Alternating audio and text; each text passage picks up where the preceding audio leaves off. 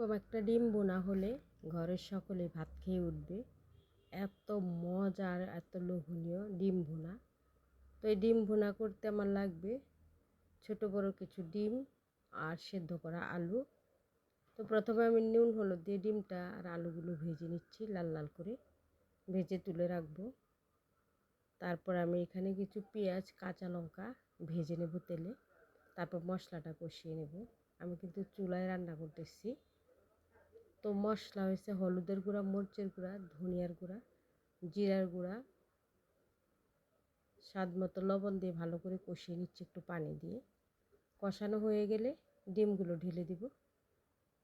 ডিমগুলো দিয়ে ভালো করে কষিয়ে নেব সুন্দর করে। তারপর এটাতে আমি পানি অ্যাড করে দিব।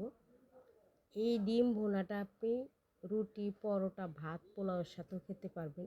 এত মজা হয়, একদম ঝাল ঝাল একটা ডিম ভুনা। তো যাই হোক, কথা বলতে বলতে আমার ডিম ভুনা হয়ে গেছে। এই যে দেখেন, একদম লোভনীয়, এত সুন্দর হয় এই ডিম ভুনাটা দেখতে, একটু লাল লাল ঝাল ঝাল। তো এই যে আমার ডিম ভুনা শেষ। তো আজ এই পর্যন্ত। আল্লাহ হাফেজ।